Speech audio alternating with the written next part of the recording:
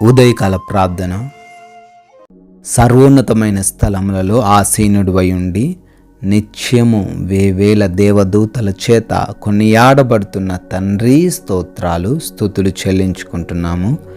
అయా, గడిచిన రాత్రంతను కూడా మీ కృప కుమ్మరించారు, మీ రక్షణ దయచేశారు.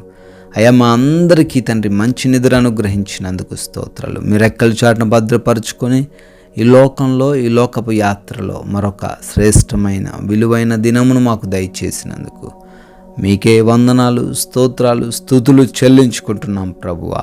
సామెతల గ్రంథము 23వ అధ్యాయము 19వ వచనము, నీ హృదయమును యథార్థమైన త్రోవలయందు చక్కగా నడిపించుకొనుము అని వాక్యం ద్వారా ఈ ఉదయాన మాకు తెలియజేస్తున్న దేవా స్తోత్రాలు. అవును తండ్రి, ఈ లోకంలో ఏదైతే తండ్రి మాకు కనపడుతుందో, ఏదైతే ఆకర్షణీయంగా ఉంటుందో, ఏ విషయాల్లో అయితే ఈ లోకపరంగా మేము ఆలోచిస్తున్నామో, ఆనందిస్తున్నామో, అయా వాటిని బట్టి మేము తండ్రి ఈ లోకంలో చెడు మార్గంలో ప్రయాణిస్తున్నాం తండ్రి. చేయకూడని, జరిగించకూడని తప్పులు, అతిక్రమములు చేస్తున్నాము నాయన, క్షమించండి. అయా, మా హృదయము యథార్థమైన త్రోవలు కలిగి ఉండాలని, నిత్యమైనది ఏమిటో, తాత్కాలికమైనది ఏమిటో గ్రహించి ఆ విధంగా నడవాలని, చక్కగా నడవాలని తెలియజేస్తున్నందుకు స్తోత్రాలు. ఈ ప్రార్థనలు ఏకీభవిస్తున్న ప్రతి బిడ్డ హృదయాన్ని మీ యొక్క ఆధీనంలోకి తీసుకోండి తండ్రి.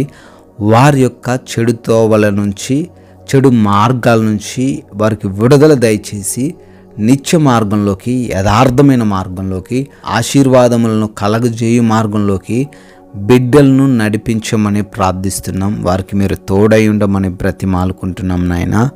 అయా, ప్రార్థిస్తున్నాం. ఈ రోజును మాకు మీరు అనుగ్రహించారు, మరలా ఈ రోజును మీ చేతిలో మేము పెడుతున్నాం ప్రభువా. మీ చిత్తం ఏదైతే ఉందో ఆ విధమైన జీవితాలు మాకు ఈరోజు కలగజేయండి. అయా, మా మాటల ద్వారా, మా క్రియల ద్వారా మీ నామాన్ని గణపరిచే విధంగా సహాయం అనుగ్రహించండి. సాక్ష్యాన్ని కోల్పోకుండా జాగ్రత్త కలిగి లోకల్లో జీవించుటకు కృప చూపించండి నాయన. అయా, ఈరోజు మా పనులను కూడా ఆశీర్వదించండి. చేస్తున్న ఏ పనైనప్పటికీ వాటిలో నూరంతల ఆశీర్వాదాలు మాకు దయచేయమని, ఎటువంటి అడ్డుగోడల ఆటంకాలు లేకుండా మా పనులన్నీ కూడా సరళముగా ముందుకు వెళ్ళడానికి కృప చూపించమని అడుగుతున్నాము.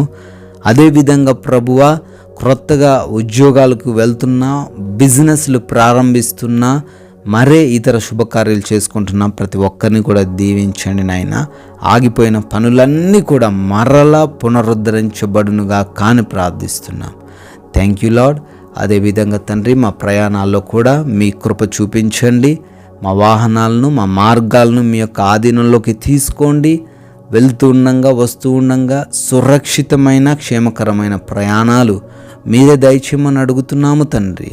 అదేవిధంగా నాయన, ఈ రోజున ఎవ్వరు కూడా లోటుతో, లేమికరమైన పరిస్థితులతో జీవించకుండా ప్రతి వారి యొక్క జీవితంలో సమృద్ధిని దయచేయండి. ఆర్థికంగా బలపరచండి, ఆరోగ్యపరంగా మంచి ఆరోగ్యం దయచేయండి. ఆత్మీయతలో ఇంకా వృద్ధి కనపడులాగున కృప చూపించండి నాయన.